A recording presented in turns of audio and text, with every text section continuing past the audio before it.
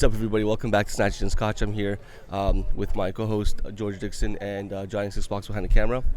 And you probably know by now, Sophie Bona. What's up? And we're here with this girl right here. I forgot her name. Just kidding. I usually do that. Lindy Barber. And she was sweet enough to come by and say hi. We talked to her yesterday. Somehow, somebody talked to her. I don't know who it was. Was it Sebastian? No, Sebastian was the guy at the distance looking. Oh, so Sebastian? We love Sebastian. He's our mule. He's officially our mule. But he comes over and he's like, oh my God, this is the best day of my life. And then he walks over. He's like, that's Brooke Wells. He goes, Coach, I PR'd. I got 4 feet within Brooke. I got within 4 feet within Brooke Wells. Life PR. Life PR. So you guys probably know Lindy by now. She's a big-time CrossFit person, but she's extremely sweet and surprisingly tall for a female athlete.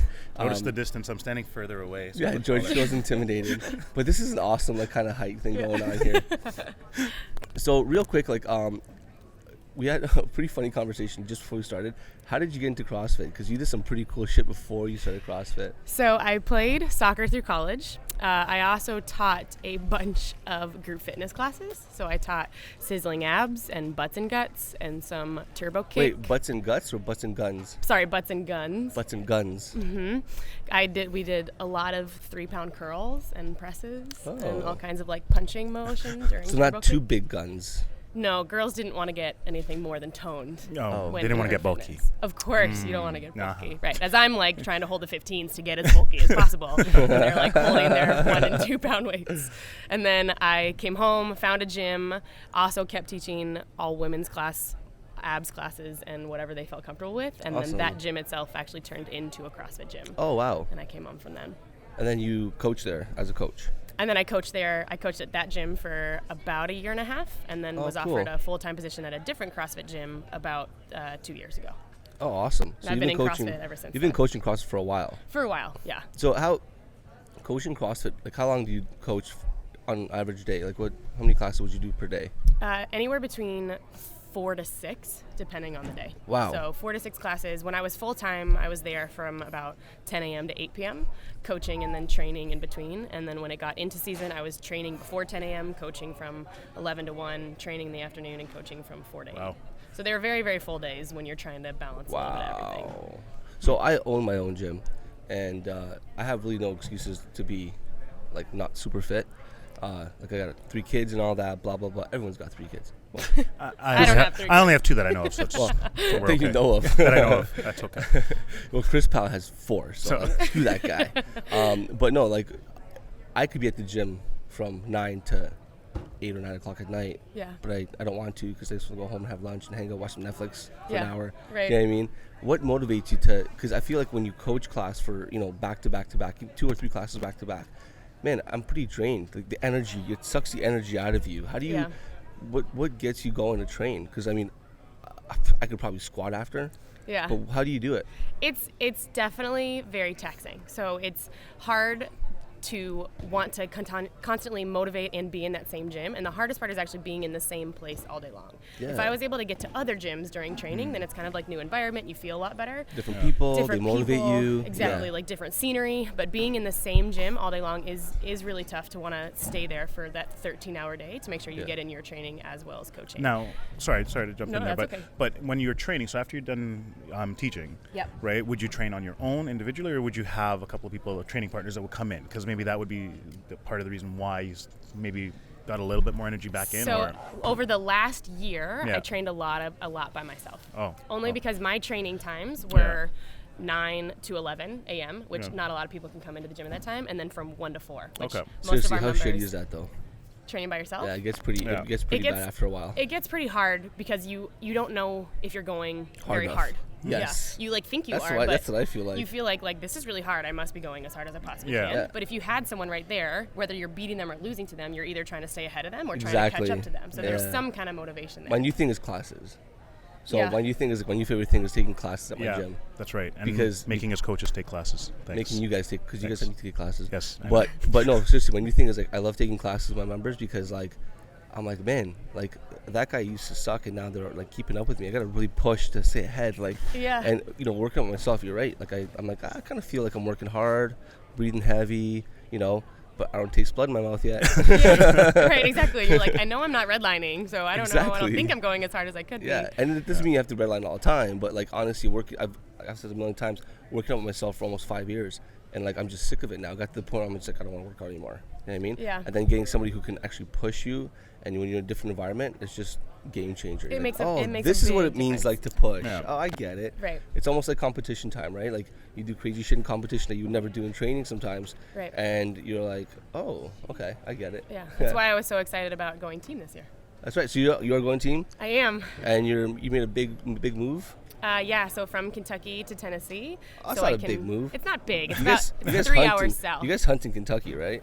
I don't hunt. No. Lots There of is people hunting hunt. in Kentucky. There is There's hunting lots in of Kentucky. hunting in Kentucky. Yes. But I'm going from Kentucky down to Tennessee to be on CrossFit Awesome. Mayhem for the season. Do you like Very country nice. music? Do what? Like country music? I'm going to be forced to like country music. Yeah. Yes. What's your favorite kind of music? What do you I listen to? was internal rap girl. Really? So I had like internal Amazing. gangster. I grew up with gangster rap. That's all I used to listen to. That's And all I then- work out to. And then these guys make fun of me because like they grew up in like the suburbs and listen to like rock and stuff. And then I'm like very ignorant when it comes to like rock bands and names and stuff. Me too. So the song comes on, I'm like, I don't know who that. But don't I know who can that is. like rap, I'm like, Jay-Z and DMX is actually probably my favorite guy to work yeah, out. that's Yes. sick He's my back fave. in the day. People will know, like, if, That was if like they our come into the entrance gym song and I'm for like, training. you know. I went to his DMX concert. is Did you DMX, really? Yeah, Oh, man. was it awesome? It was awesome. It's the first time I got high. Oh, sorry. I bet I made it better. You know, your I just daughter's realized. probably gonna listen to this podcast. Just so you know. No concerts for you. That's amazing. So you're gonna go work out with CrossFit Mayhem. Yep. And you guys will make a super team.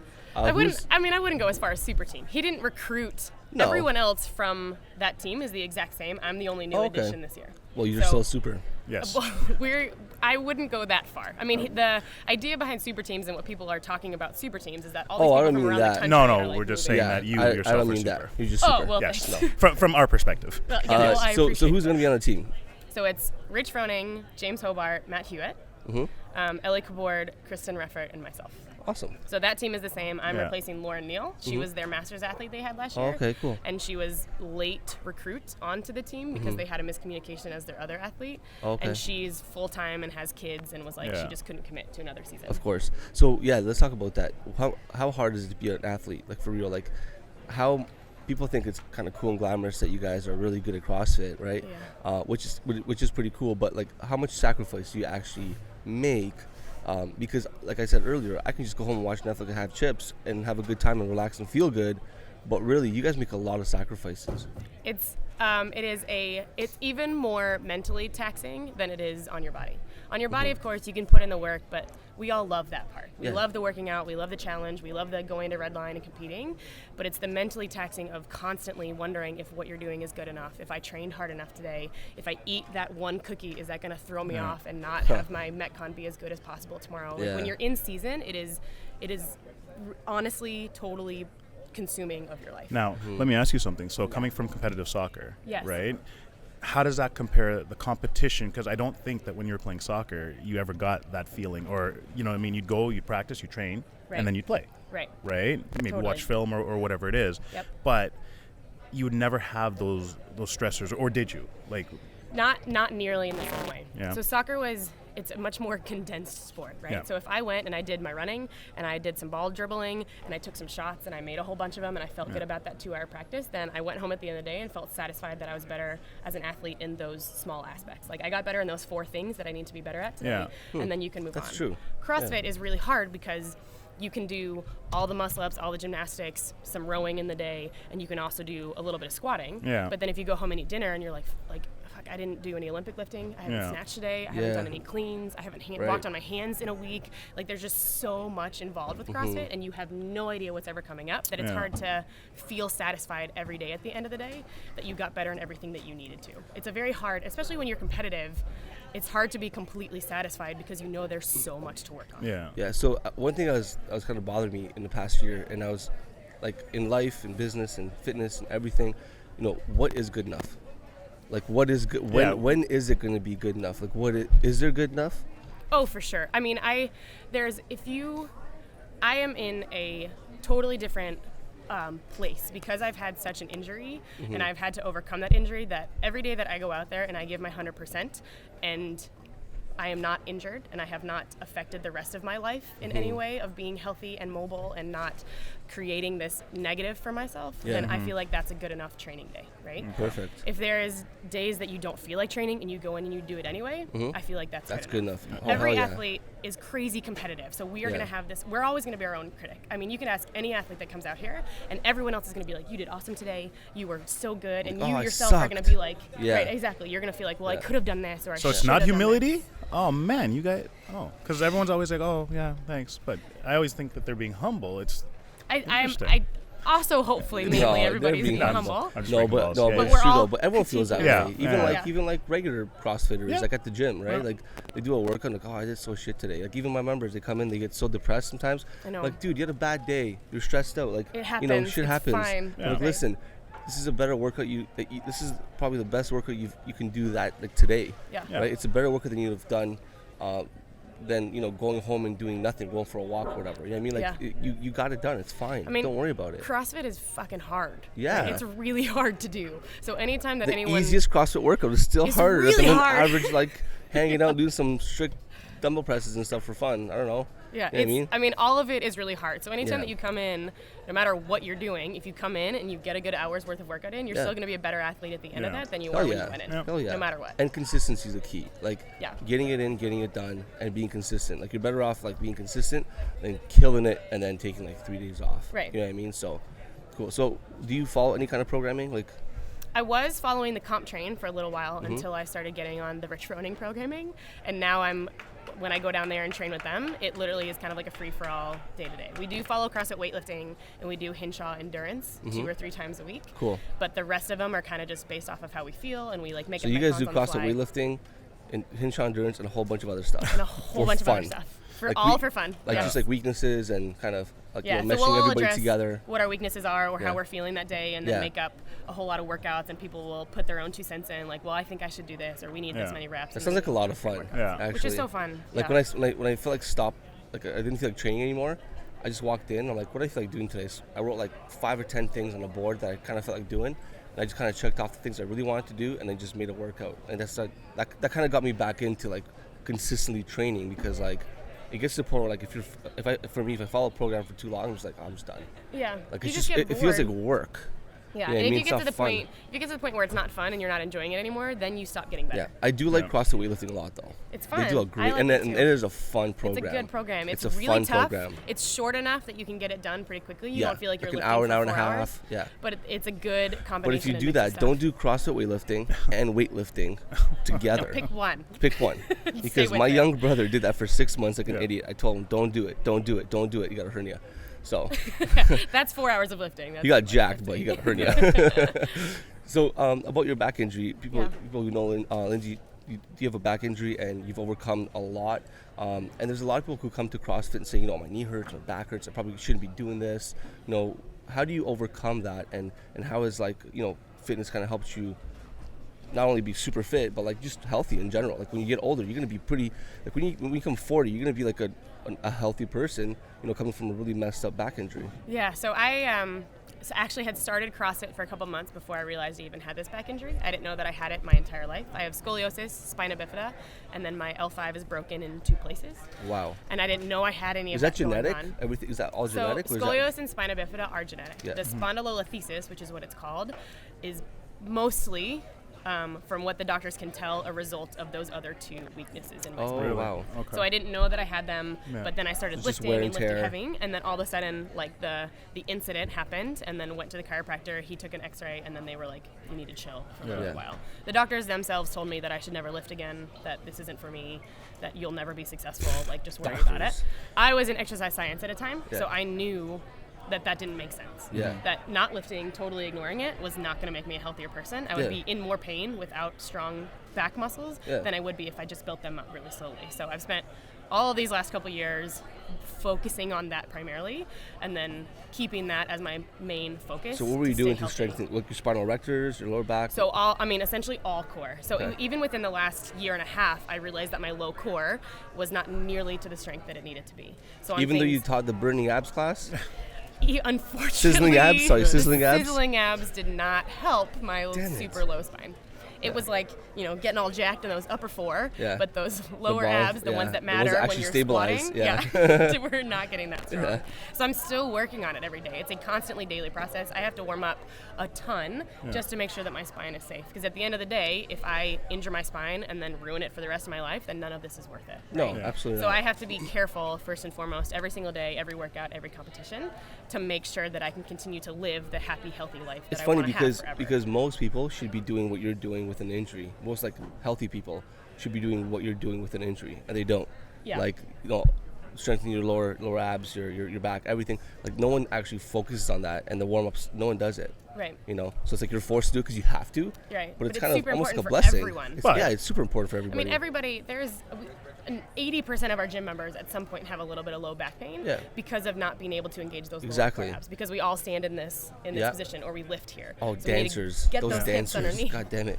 But you know The what? dancer kettlebell swing. I think what ends up happening though is that, like we talked about this yesterday, is that people get injuries or Right. they're injured. They go, they treat the pain, Right. feels better, so they stop doing all of those things, not realizing that it's something that needs to be continued constantly, just to Right. make sure that you actually don't get into that situation again, right? Right. But I think it takes a different mentality. Like you have to have an athletic mind to understand that it's a part of the process. Do you know what I mean? Like, Oh, absolutely. I feel good now, so I'm going to go lift heavy weights. Right. Right? Is the common It's a very thing. slow, and I had that feeling. So I had been lifting heavy, and then I got essentially benched for 6 months. Yeah. So I had to do absolutely nothing, wait for my body to heal. Yeah. After those 6 months, I was no longer in pain. I mean, I had like tweaks now and then, but that's what had happened my entire life. Yeah. But and all I wanted to do was like just go load a bar with 225 and start squatting it. Yeah. But I had to work so slowly back into it to make sure Yeah. that I could feel everything that was happening. So I've learned my body more than anything throughout this entire process, and I know when to great. push, when Yeah. not to push. And I think the fact that you have an exercise science background really helps being in tune with your body as well, right? Yeah, oh, And see, George, absolutely. you can't just go and put 225 on a bar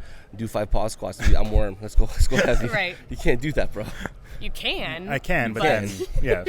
It's just may not be gonna the go. best in the long run. Yeah, yeah. I have to think about longevity Yeah. first and foremost. Exactly. Yeah, I'll have a good day and then not work out for a week. Yeah.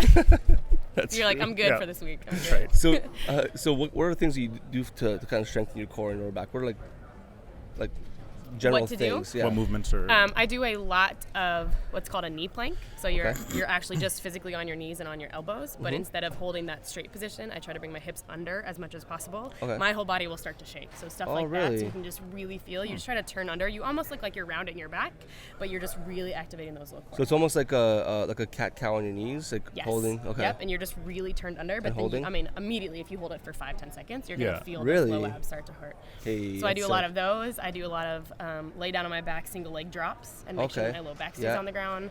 I You do a ever lot do of dead bugs? single dead bugs. Dead bugs? Are very hard for Those- me to do those are because sick. I don't have a lot of good core They're strength. nasty, man. They are nasty. I do a lot of single leg RDLs with barbells or kettlebells Oh, okay. to make sure that my hips don't Yeah. shift, so that I'm staying nice and stabilized.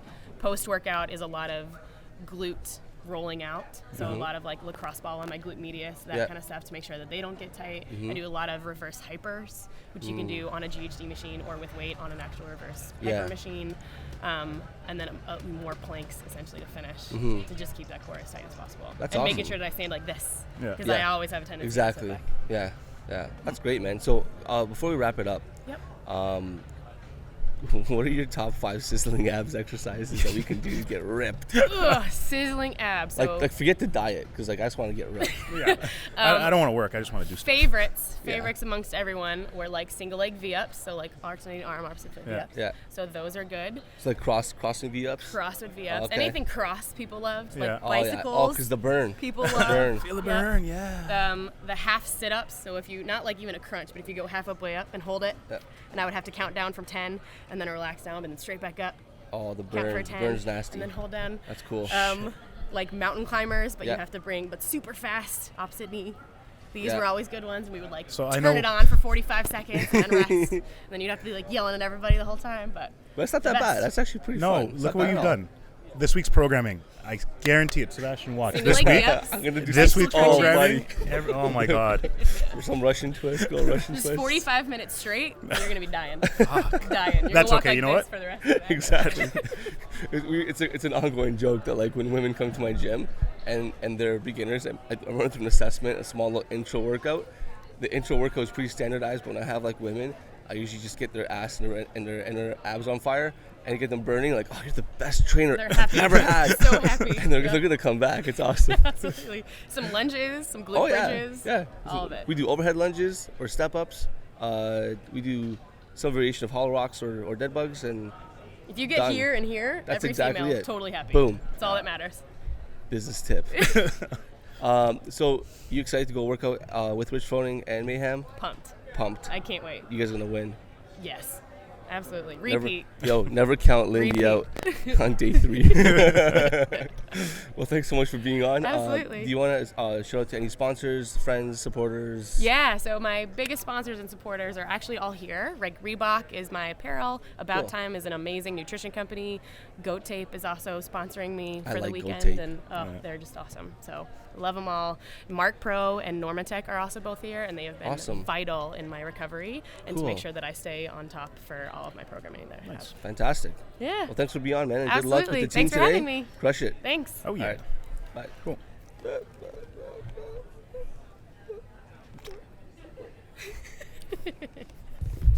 Thanks, guys. I was like, I missed all of that. I was like, what's happening?